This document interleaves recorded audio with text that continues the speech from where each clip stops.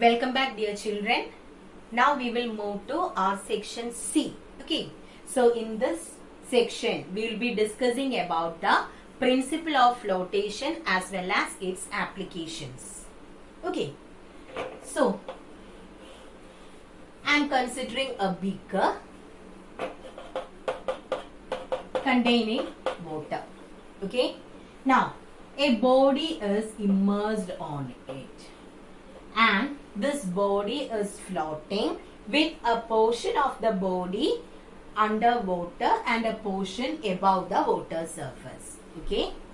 We are considering a beaker containing water.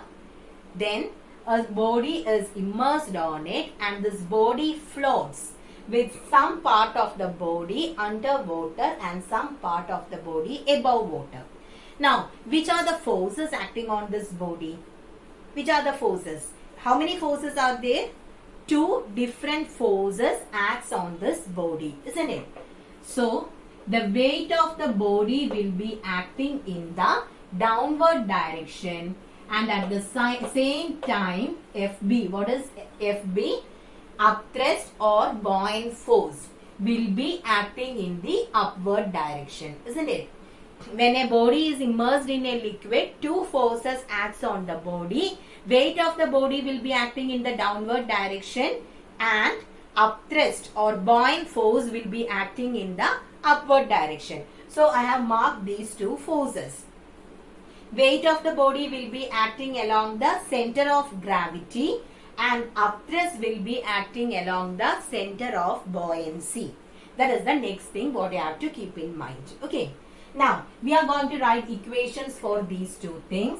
First, I will be writing an equation for weight. What is the standard equation for weight? Weight is mg, isn't it? Mg or ma. Mg, here we are considering weight. Standard form of weight is mass into acceleration due to gravity. So, we will be having mass into acceleration due to gravity, mg. Instead of mass, what can I write? In the previous section, we learned that density is equal to mass by volume. So, instead of mass, what can I write? Density into volume.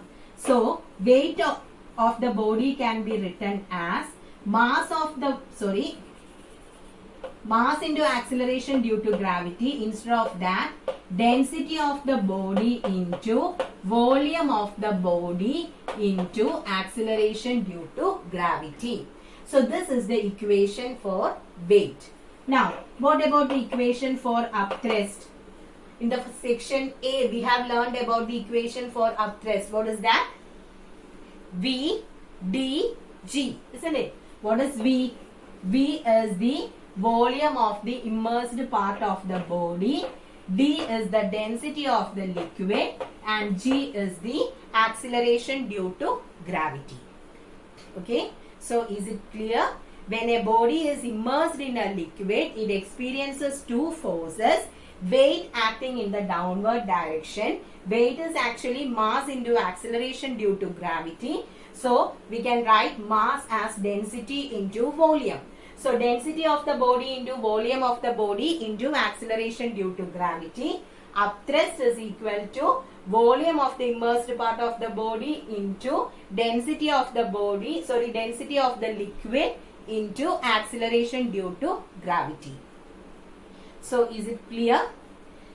Now, based on weight and upthrust, we will check what happens to a body. That is whether it sinks or floats. Okay. So, we are going to consider three different cases. I have the body here. Now, first case, okay. Weight of the body is greater than the upthrust. We are going to study about flotation and sinking. So, three cases are there. First case, if weight of the body is greater than the upthrust. Okay. If weight of the body is greater than the upthrust, or what you can say, according to Archimedes principle, you can say that upthrust will be equal to the weight of the liquid displaced by the body, isn't it? From Archimedes' principle, we can say that upthrust is equal to weight of the liquid displaced by the immersed part of the body. So, you are considering a body immersed in a liquid. If the weight of that body is greater than the upthrust or weight of the liquid displaced by that body, what happens? The body will sink. Okay? So, in this case, the body will sink. If the weight of the body is greater than the upthrust. This, according to Archimedes' principle, upthrust is equal to how much liquid is displaced by this body. So, if weight is more, the body will sink. And in this case, here also these two forces are acting on the body, weight and upthrust. And here, since weight is greater than upthrust, the body will sink. Here, the center of buoyancy as well as center of gravity coincides. Okay, when the body is completely underwater, or when for in the case of a body which is underwater, center of gravity as well as center of buoyancy lies at the same point. Now, in this case, the apparent weight of the body, that is, when we measure the weight of this body underwater, it will be equal to, apparent weight will be equal to weight of the body minus upthrust.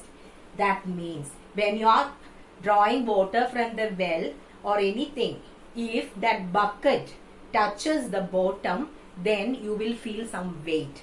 If the bucket floats on water, we won't feel any weight there. Okay.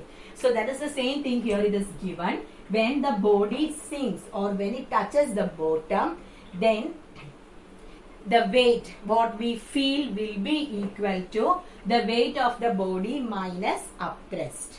So is it clear? This is the first case. So once again, if weight of the body is greater than the upthrust or the weight of the liquid displaced by the body will sink. Here, the center of gravity and center of buoyancy acts at the same point, and apparent weight of the body will be equal to weight of the body minus upthrust. Now, we will move to the second case. If weight if the weight of the body is equal to upthrust, okay, if the weight of the body is equal to upthrust or weight of the body is equal to weight of the liquid displaced by the body, then the body will float with entire portion of the body under the surface of water. Okay.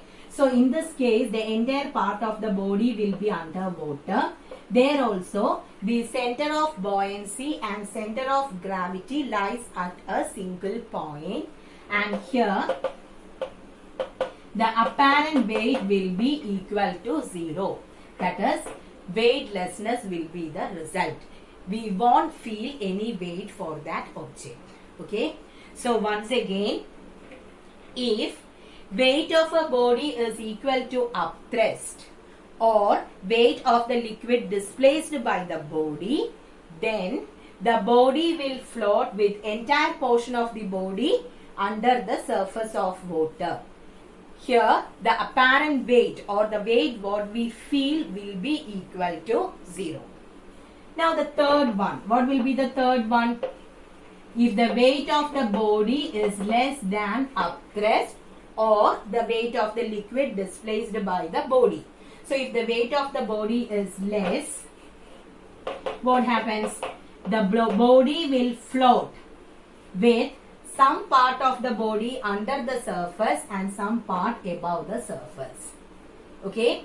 So if weight of the body is less than the upthrust, the body will float with some part of the body under the water surface and some part above that. And in this case, will center of gravity and center of buoyancy coincide? No. Center of gravity means it will be the exact center of this body, and center of buoyancy will be below the center of gravity. That means center of buoyancy is the center of gravity of the immersed part of the body. When we learned about characteristics of upthrust, I told you, if a body is completely underwater, the point of buoyancy as well as point of gravity will coincide.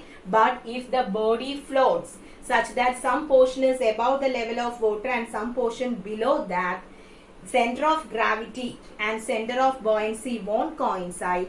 Center of buoyancy will be below the center of gravity. Here, center of buoyancy will be the center of gravity of the immersed part of the body. This body exact center you will be having the center of gravity. Center of buoyancy വരുന്നത് എത്രത്തോളമാണ് ലിക്വിഡിൽ immersed ആയിട്ടുള്ളത് ആ immersed പാർട്ടിന്റെ സെന്ററിലായിരിക്കും centre of buoyancy വരിക.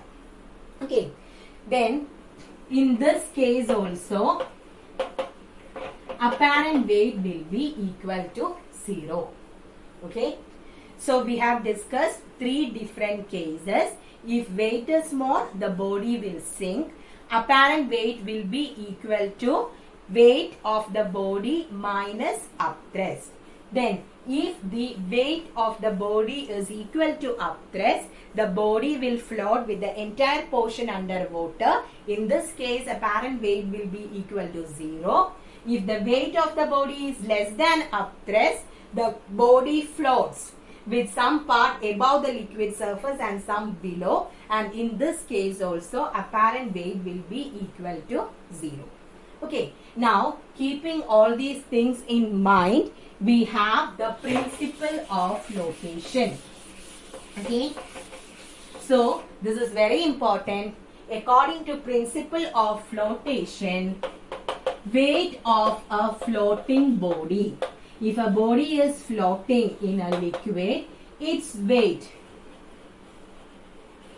will be equal to weight of the liquid displaced by the body.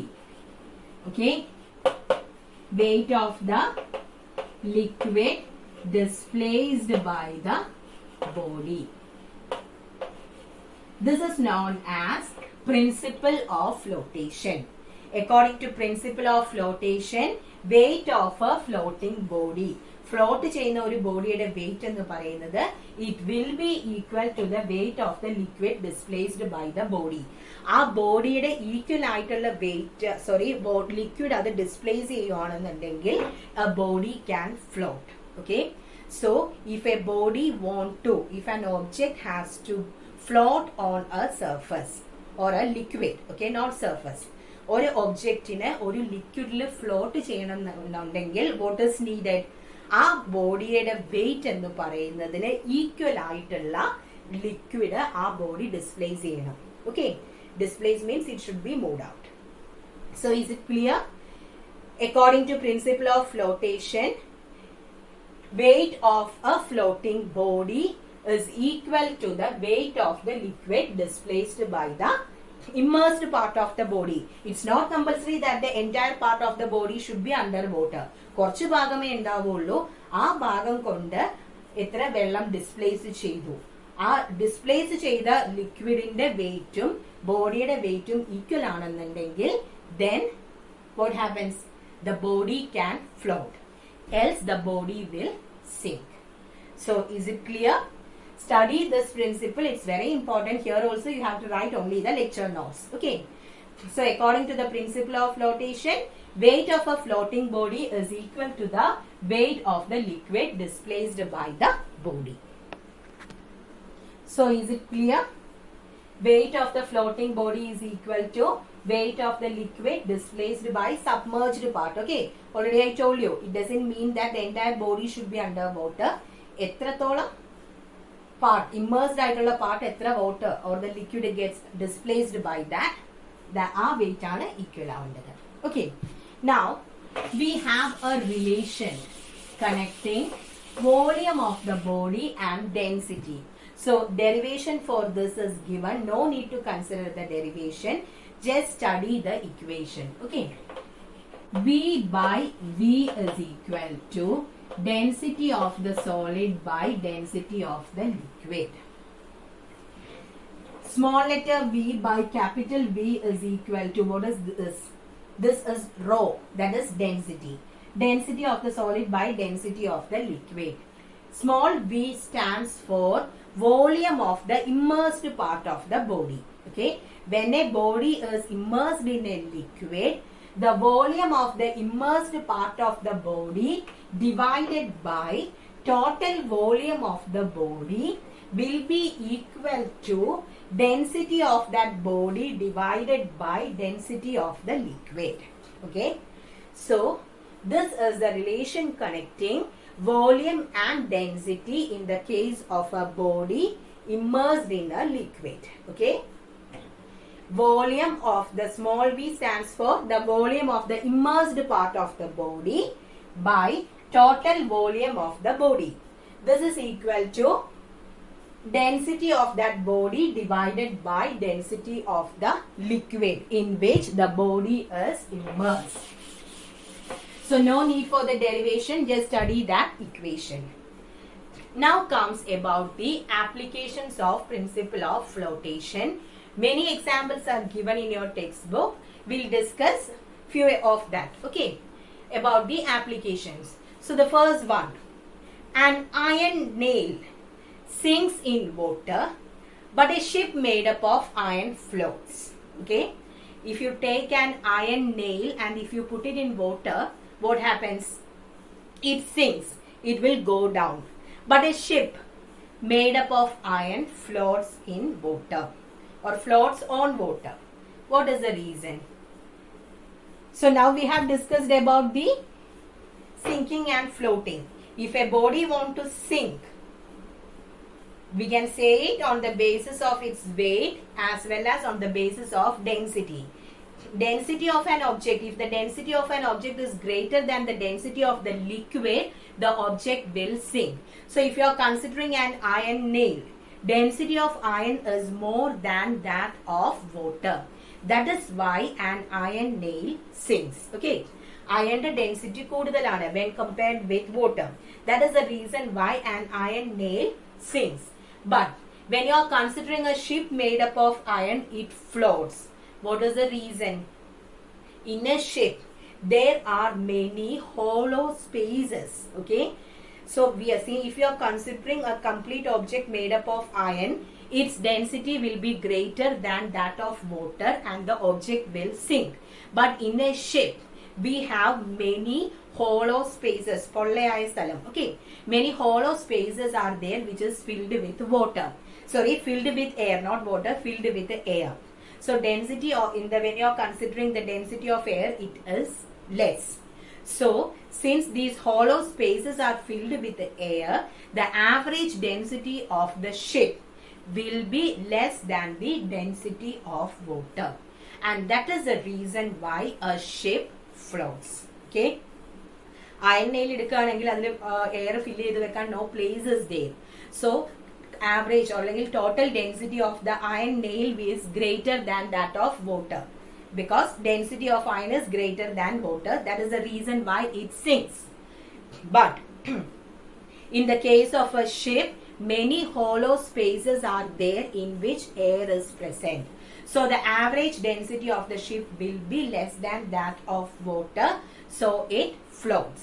Now, when you are considering a ship moving from sea water to river water, okay, sea'il ninnum riverlekku povaanennundengil what happens? It sinks more. Do you know what is the reason? What is the specialty of sea water?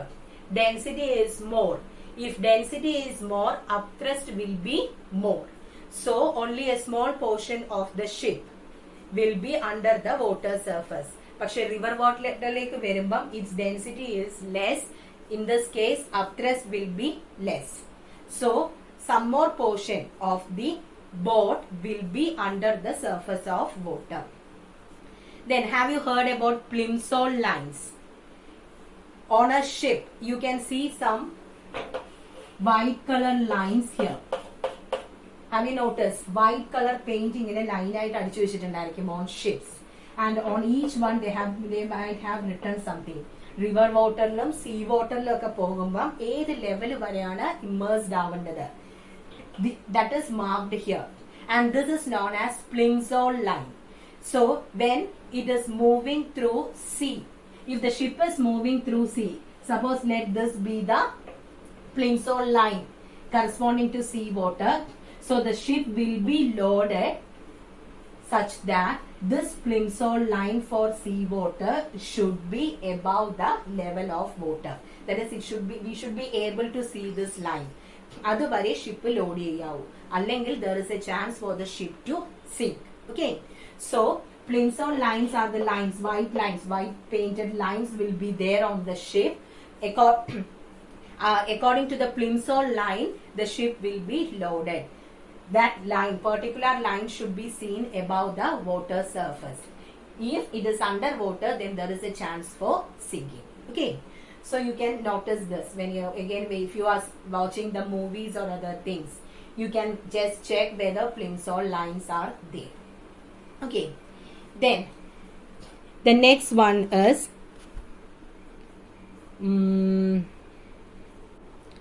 a loaded ship is submerged more.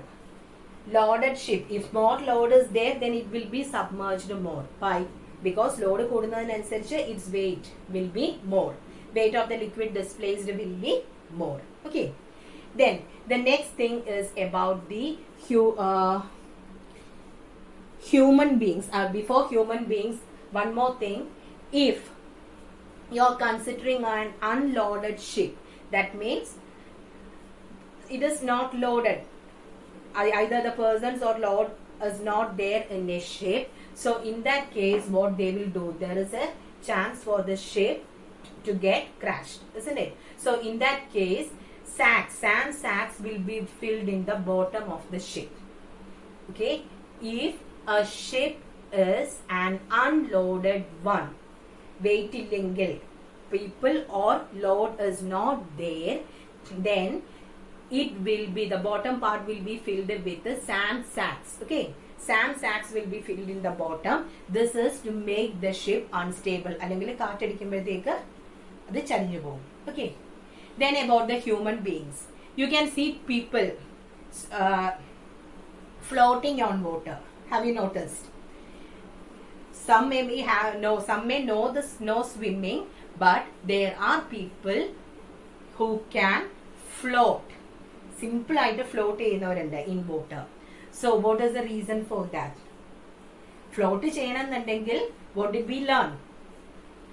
If your body want to float, weight of the floating body should be equal to the weight of the liquid displaced by the body. നമ്മൾ float ചെയ്യുവാണെങ്കിൽ നമ്മുടെ വെയിറ്റിന് equal ആയിട്ടുള്ള liquid displace ചെയ്യണം, isn't it? Or what you can say, density should be same. If the density of the object is same as the density of the liquid, then an object can float. So if we are keeping empty lungs, okay, empty lungs ആണെങ്കിൽ density of the body will be 1.07 gram per centimeter cube, which is greater than the density of water. Density of water is 1 gram per centimeter cube. If our lungs is empty, that is no air is present, then the density is 1.07 gram per centimeter cube. That means it is slightly greater than the density of water. So what happens? Sink. So float cheyanannundengil our lungs should be filled with air. If our lungs is filled with air, then the average density of the body will be 1 gram per centimeter cube, which is same as the density of water.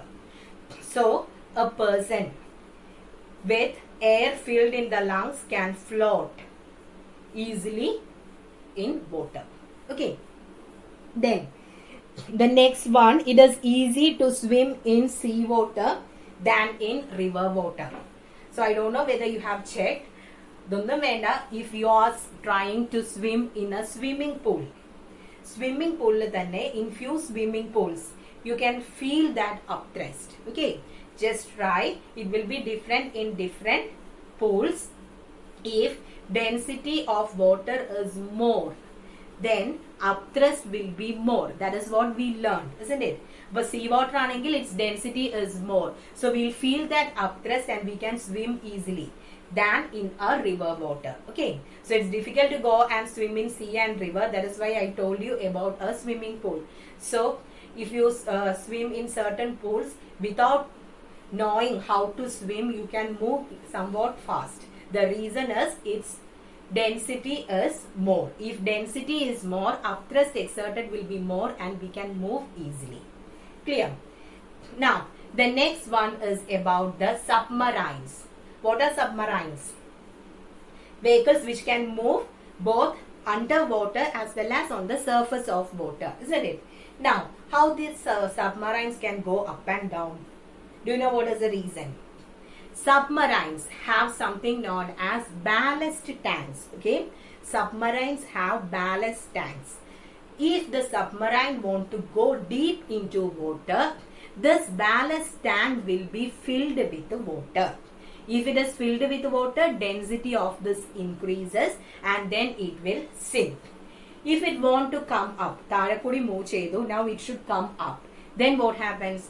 The water present in the tank will be emptied and air will be filled in the tank. Then the average density of the submarine will decrease. Density koriyuvaanennundengil, then what happens? It will come up. Okay. So submarines contain ballast tanks. If it want to go deep into water, this ballast tank will be filled with water. This increases the density of the submarine and it can go deep. If it want to come up or if it want to float, the water in the ballast tank is removed and it will be filled with air. So, it can come up. Okay. Now, the next thing is about the ice. When you are comparing ice and water, which one is having more density? Density is more in the case of water. Density of water is 1 gram per centimeter cube, but in the case of ice, it is 0.97. Only a slight difference will be there, but this also make much difference. Okay. This is the reason why, since density of ice is less than water, it floats on water. Now, what about the icebergs? Have you heard about icebergs? Titanic crashed by hitting on the iceberg. So, do you know what is the reason? When you are considering ice, the density of ice and water is having only a slight difference. So the ice cubes or not cubes, these icebergs, huge mass of ice can be called as icebergs. These icebergs will float on water with nearly 3/4 of it under the water surface and only 1/4 of this iceberg will be above the water surface.